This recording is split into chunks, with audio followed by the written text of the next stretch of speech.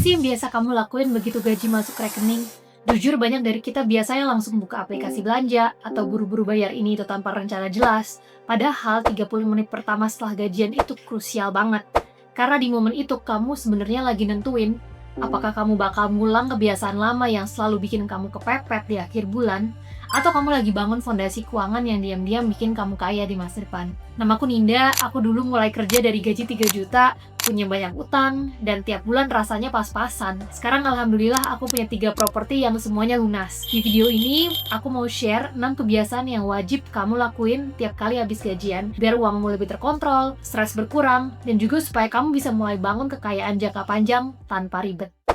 Nah, yang pertama, hitung biaya hidup dasar. Nah, begitu gaji masuk, kadang tuh otak kita sering mikir, wah, duitnya banyak ya. Padahal itu cuma kelihatannya banyak. Karena uang itu belum kamu bagi sesuai kebutuhan. Nah, mulai sekarang, setiap gaji masuk, kamu perlu bagi itu jadi 3 kategori uang. Kategori pertama adalah kebutuhan dasar. Nah, ini adalah pengeluaran wajib kamu buat hidup 1 bulan. Ya, kosan lah, kontrakan, makan, listrik, air, paket data, transport, BPJS, dan cicilan yang harus dibayar. Nah, kategori kedua adalah masa depan. Ini uang yang bikin kamu kaya pelan-pelan. Isinya dana darurat, bayar utang, dan investasi. Dan kategori ketiga adalah senang-senang. Ini buat hal-hal kecil yang bikin hidup kamu tetap happy. Kayak makan enak lah, skincare, jajan, hobimu, liburan. Nah, supaya ketiga kategori ini bisa jalan, kamu harus tahu dulu angka paling penting, yaitu biaya hidup dasar kamu. Caranya adalah tulis semua biaya wajib atau biaya pokok kamu selama 1 bulan. Nah, idealnya biaya hidup ini nggak lebih dari 60% gaji bersih kamu. Kalau lewat, artinya kamu ada yang perlu kamu turunin dari pengeluaran pokok kamu tadi. Nah, kalau kamu bisa jaga di bawah 60%, kamu jadi punya ruang buat nyiapin masa depan dan tetap bisa nikmatin hidup. Nah, langkah ini tuh penting banget karena begitu kamu tahu biaya dasar, kamu langsung ngerasa lebih punya kontrol sama uang kamu. Nah, dan setelah kamu tahu biaya hidup dasar kamu, bagian yang bikin banyak orang mind blown adalah ternyata kebanyakan masalah finansial tuh datang bukan dari kurang gaji, tapi dari nggak tahu angka biaya hidup dasar ini. Nah, makanya di step berikutnya kita mulai masuk ke hal yang langsung bikin hidup kamu jauh lebih tenang.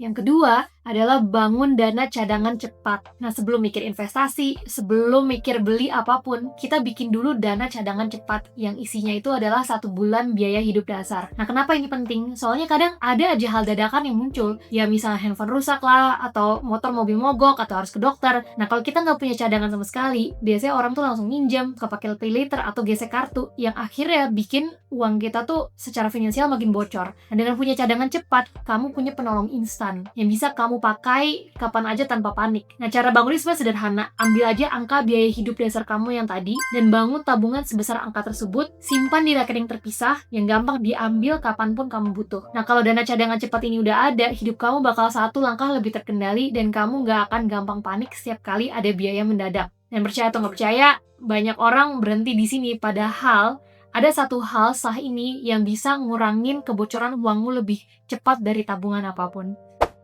Nah, yang ketiga, ini adalah bereskan utang berbunga tinggi. Ini hal yang diam-diam menyedot uang banyak orang Indonesia. Kalau kamu misalkan punya kartu kredit, pay later lah, pinjol, atau cicilan konsumtif dengan bunga besar, ini harus diberesin dulu. Bayar utang yang bunganya paling besar lebih dulu, yang lain bisa tetap bayar minimum. Kenapa gitu? Karena utang bunga tinggi itu kayak ember bocor. Kamu isi banyak pun akhirnya tetap habis. Karena kalau tabungan bank bunganya kecil 1-2% per tahun, tapi utang kamu bunganya besar, katakan 15%, lebih baik sebagian tabungan itu dipakai buat tutup hutang. Biar kedepannya uangmu nggak hilang percuma karena bunga pinjaman yang tinggi tadi. Nah, ini emang suka nggak berasa nyaman, tapi ini salah satu yang bakal bikin keuangan kamu bakal terasa semakin ringan. Dan begitu utang bunga tinggi ini beres, hidup kamu akan mulai terasa lebih stabil. Nah, tapi stabil aja nggak cukup. Step selanjutnya adalah hal yang menentukan apakah kamu bisa bertahan atau benar-benar maju. By the way, kalau kamu masih nonton sampai sini, aku penasaran, bagian mana dari 3 kebiasaan pertama ini yang paling relate buat kamu?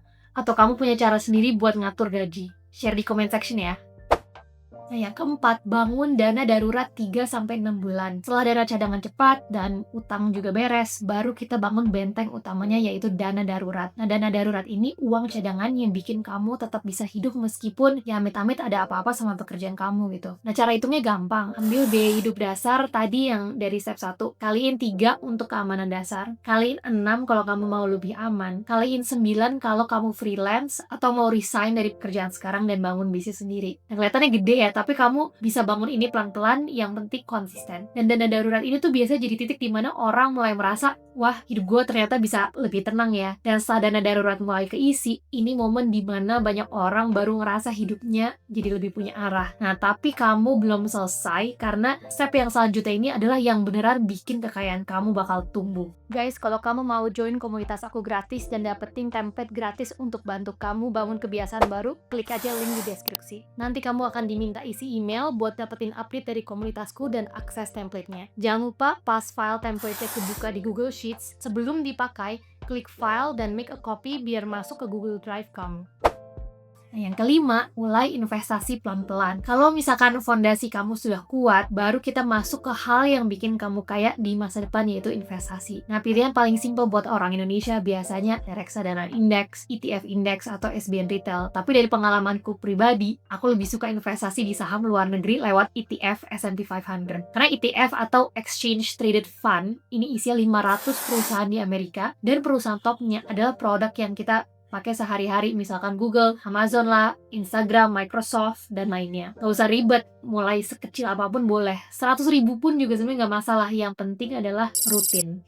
Karena yang bikin kamu kaya itu bukan instan, tapi adalah waktu. Yang terakhir, atur uang senang-senang kamu. Nah, kita kan juga mau hidup happy, makanya kategori senang-senangnya itu penting banget. Idealnya 20% dari gaji bersih. Tapi kalau kamu masih bangun dana cadangan cepat, atau misalkan lagi fokus beresin utang, kategori ini sebaiknya kamu turunin dulu. Nanti misalkan setelah fondasinya udah kuat, kamu bisa mulai naikin lagi alokasinya. Nah, ketika kamu udah berhasil ke tahap ini, kamu sebenarnya bisa jajan tanpa merasa bersalah. Karena kamu tahu bahwa kategori dasar kamu sudah tercukupi dan kategori masa depan kamu pun juga sudah aman. Kalau kamu udah ngejalanin 6 kebiasaan ini, pelan-pelan kamu bakal punya sistem uang yang jauh lebih rapi. Nah, dan tiap kali kamu gajian, kamu juga bisa lebih otomatis bagi uang kamu ke 3 kategori tadi. Kebutuhan dasar maksimalnya 60%, which is ini adalah batas aman biar hidupmu nggak terasa mepet. Nah, ingat, kamu kalau lewat dari 60%, jadinya kamu gak punya ruang buat masa depan dan senang-senang. Nah, kategori kedua ini adalah masa depan, minimal 20%. Ini adalah bagian yang bikin kamu kaya. Isinya cadangan cepat, dana darurat, bayar utang, dan investasi. Nah, ini uang yang kerja buat kamu, bukan kebalikannya. Nah, kategori ketiga ini adalah senang-senang, ya, yaitu maksimal 20%. Biar hidup kamu tetap enak, kamu tetap bisa jajan, healing, beli hal kecil yang bikin happy, dan kamu bisa nikmatin semuanya tanpa merasa bersalah, karena tadi masa depanmu udah aman. Nah, kalau kamu ikuti rutinitas gajian ini, kamu nggak cuma berhenti hidup pas-pasan nunggu tanggal gajian, kamu juga mulai bangun masa depan yang stabil, yang lebih tenang, dan juga pelan-pelan kaya. Kalau kamu mau lanjut bangun kebiasaan yang bikin hidup kamu naik level, kamu bisa klik video berikutnya. Di situ aku bahas langkah-langkah kecil lain yang bisa kamu mulai hari ini juga.